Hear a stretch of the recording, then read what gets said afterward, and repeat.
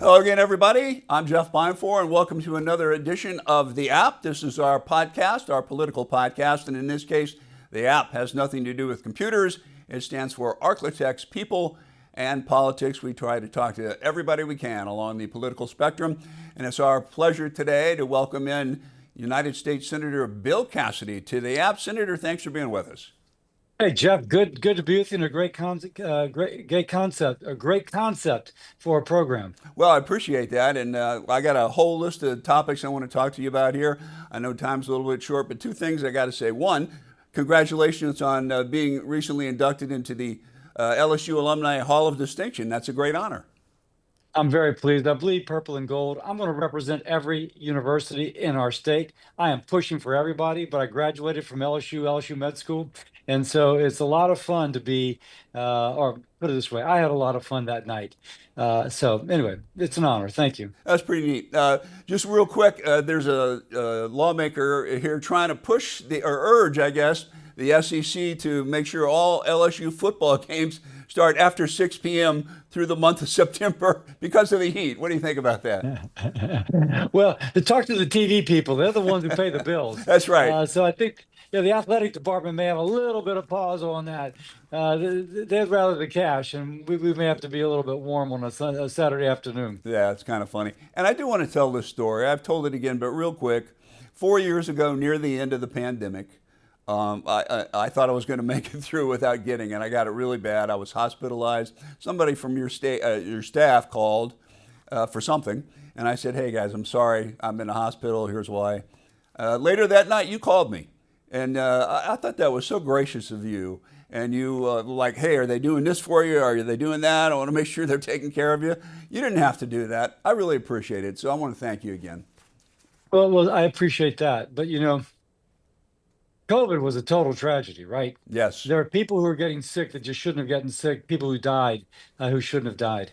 And to have a personal connection with somebody, as you had interviewed me, you never give me a softball or anything. I just respected you. And so, and I'm so glad you got better. Yeah. Because I was just talking to someone earlier today who lost her husband from COVID. Yeah. So anyway, thank you for saying that. My pleasure. And for those who don't know, Senator Cassidy is also Dr. Cassidy, so he knows what he's talking about. You're also the chairman of the HELP Committee, Health, Education, Labor, and Pensions. Talk to me about that responsibility. It's kind of fun. The lead Democrat on my team is Bernie Sanders. Millionaires and millionaires, they're ripping us off. Yeah. And so Bernie and I have actually, we got to work together. So we've developed a relationship. But I will be, I'll chuckle sometimes that, he kind of has the button you push and then he goes into his routine again. But our goal is how do we lower healthcare costs for the American people? And believe it or not, you find common ground with everybody on something. I'm a big believer in community health centers. So is Bernie Sanders. You've got some good ones in Northwest Louisiana. And so what can we do to help improve the function, expand the reach of community health centers? So you find common ground with people you can find common ground, and making America healthy again is a great place to find common ground. I want to ask you about the health, education, labor, and pensions. There seem to be disparate subject matter. How do they all fit together? Well, they don't really fit together. Okay. I mean, you can make them fit together, but they came out of an old agency, Health, Education, and Welfare, which was really a behemoth. And they split these off to become their own entity. So on the other hand, I'm a guy with ADD. I'm the kid who could never focus in elementary school because I'd see a squirrel running down the street outside the window. So the fact that I have so much to think about, I'm a kid in a playpen. I got you. There's so many things to talk about. One of the things going is the ongoing budget battle, the reconciliation process. How's that all going to work now, and when's the target date for when this thing might be settled? People ask me that. Probably a better question for Mike Johnson. He's got Yeah. like 12 guys in the House who really won't move from their position. Yeah. He's got 12 guys on the other side of that position, and somehow he's got to make all 24 come in together as one. Lots of luck, Mike. If Mike can pull that off, then we can get something done sooner. It may take some negotiation. Part of it is our government spends too much money. Yeah. And I'm one of those that thinks we should be spending less money. I'm a real deficit hawk. And so we've got to balance the need to preserve what's good with our government as well as like living within our means. And we haven't been living within our means. Yeah. And so that's the real tension. How do we cut down the amount of dollars that we're wasting, but we still preserve that which is important to the people? Having said that, you have to be, I don't know if fan is the right word, but you have to respect what Elon Musk is doing with that Doge operation, right? They are going after the fat in government. Now, he'll tell you every now and then he cuts too deep. But if you can go after the fat, that's a good thing. And there's a lot of government dollars that were just going we don't know where. Yeah. So Doge is kind of the corrective of that. There are some agencies over the last 4 years that were almost a jobs program, and not a jobs program for like the taxpayer, Yeah. a jobs program for the people fortunate enough to get hired, and that's changing. Conversely, now, Musk is paying a price for what he's doing, right? On the personal side. Well, when you're worth $50 billion, you can pay a price. I guess so. But all of that burning the shooting bullets into the Tesla dealerships and all of that, that's crazy stuff, Well, that's right? totally wrong. Yeah. I mean, that is terrorism. And, for some reason, people always look to the right as like, the mainstream media wants to say that the right is particularly violent. You think about it, the major acts of like violence have been committed typically by the left. And the fact that people are going up to Teslas and setting them on fire, keying them, and otherwise trying to destroy property is just wrong. It Yeah. is political violence. And the mainstream media should be going berserk about it. No, they're not. No, they aren't, and yeah, that's a shame. Um, the tariff trade wars are ongoing. It seems like I heard somebody say today from the administration that at least 100 companies or countries are now lining up to try and make deals with the president, with the exception of one big one. We all know that's China. Your thoughts on the overall process of the tariff trade wars? Yeah, clearly the president uses tariffs as kind of an extension of foreign policy. When he got in, he was going to put 25% tariffs on Mexico unless they control the border. All of a sudden, the Mexican army was breaking up caravans that were migrating to the US Mexican border. They were going after the cartels that were making the fentanyl. The president's use of of tariffs as foreign policy worked. Now, on the tariffs now, I would just encourage the president, if there is a country that wants to make a deal, make the deal. You won. Let's go on. Let's move on. Because I just think that's better for our country. I think it's better for our consumer. We've been spending 4 years fighting higher prices under Biden Harris. And so tariffs have the potential to raise prices. Don't have to, but they have the potential. Now, if those countries want a deal, Mr. President, you're the guy who wrote the book about the art of the deal. Let's make the deal. Do you think China will eventually have to cave in, so to speak, and do a free and fair act or agree to reciprocal tariffs? No, they don't have to. I think they may decide to, but China is a very proud country. They've got lots of money in the bank, so to speak.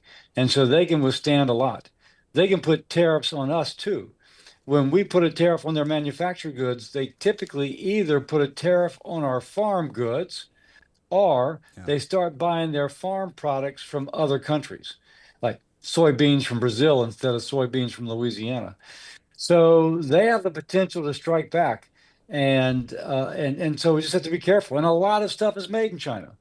Now, ideally, the manufacturer will say, I don't want to buy from China after all because I have to fight the tariffs. I'm going to set up a manufacturing operation in Shreveport or in Louisiana or Hmm. in the US. If our labor cost maybe doesn't work, they can go to Mexico. So I think the goal is to get companies to move out of China and to reshore or nearshore the United States. That'll be best possible outcome. I'm sure that's what the president's shooting for.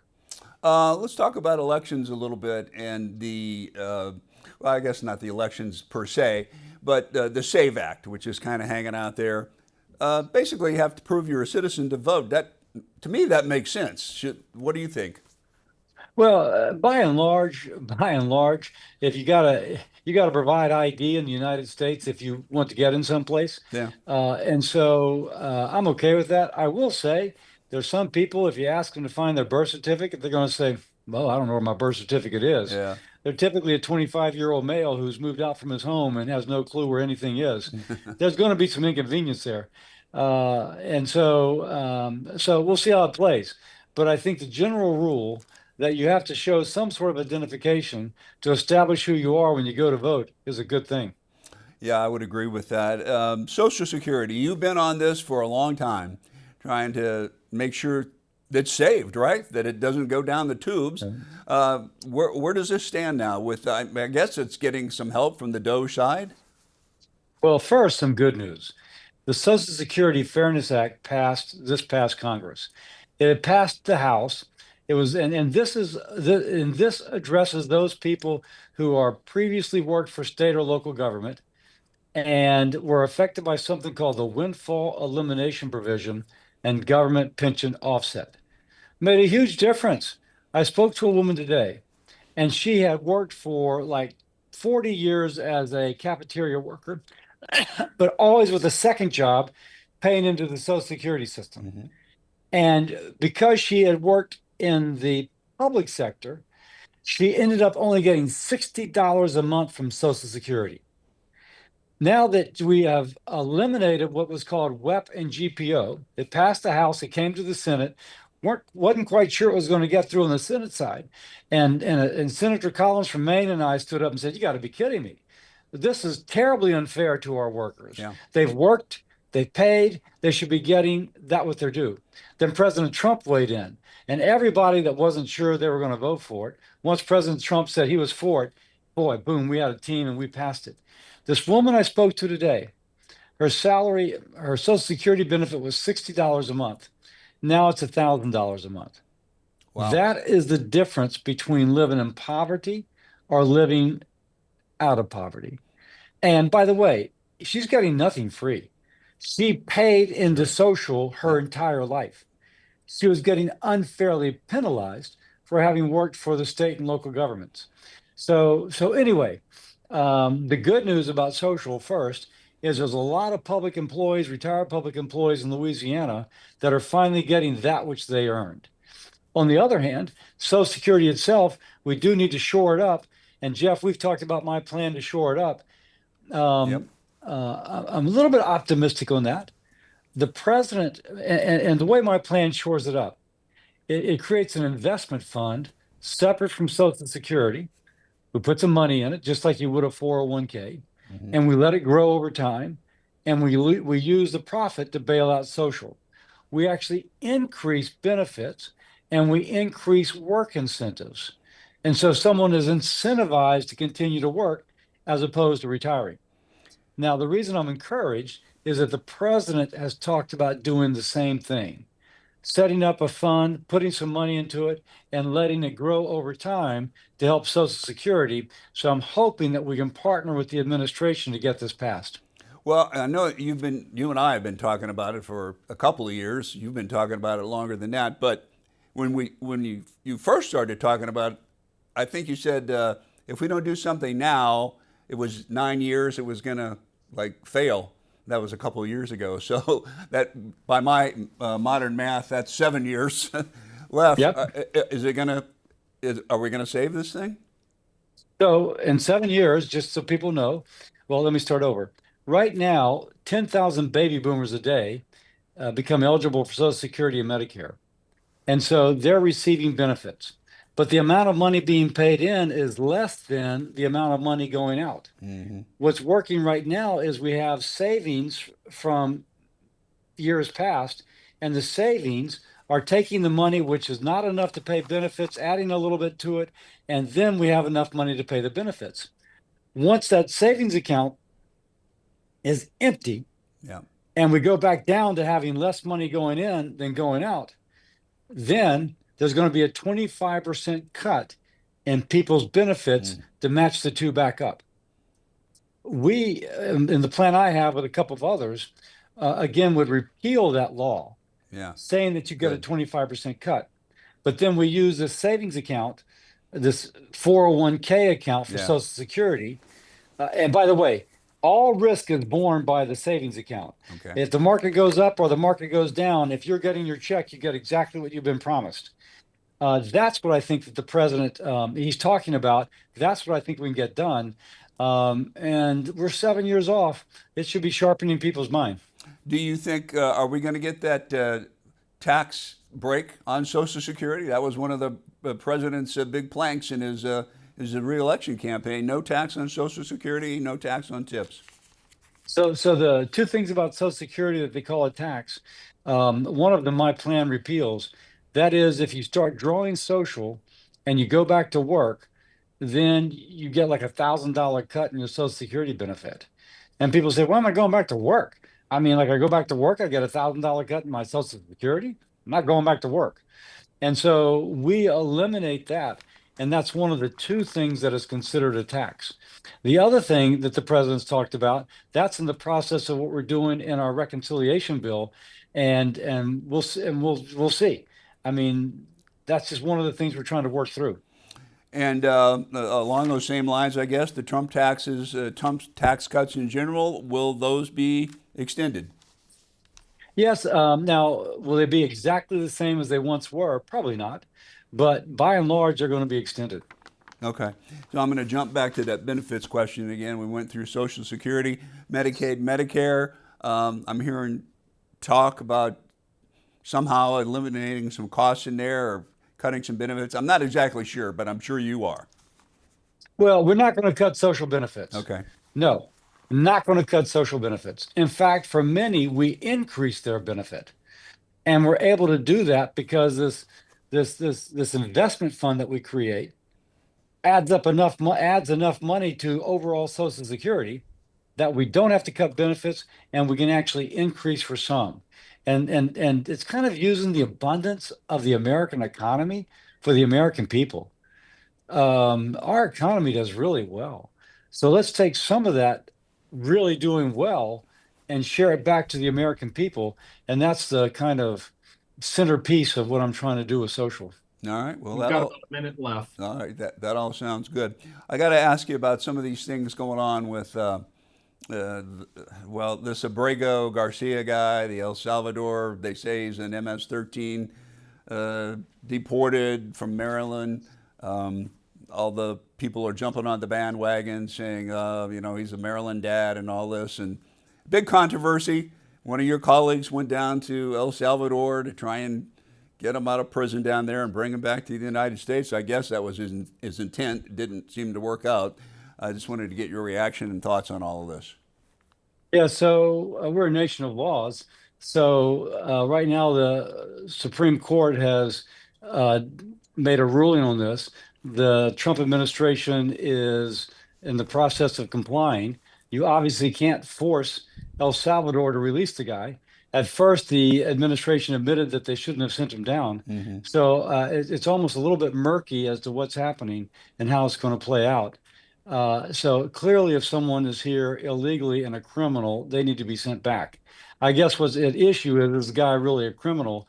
And at first they said yes, and then they said no, and now they're saying maybe he is after all. Yeah. There's a lot about this that isn't quite understood. It really, murky, I think, is the great word to describe that situation, Senator. Yeah. Okay. We can accept the general principle that someone who's here illegally and a criminal can be sent away. What's, I guess, murky is what's this guy's status? All right. We need to wrap up. All right. Thank you, Jed. I'm getting one of your staff members is in my ear saying, you got to go. I got a whole bunch more things I could talk to you about, but we'll do it again sometime, okay? Have me back, Jeff. I'd like to. All right. Senator Bill Cassidy from the great state of Louisiana. Thank you for being with us, sir. We appreciate that. Thank you. And thank you for watching this edition of the app, ARKLATEX People and Politics. Have a great day, everybody.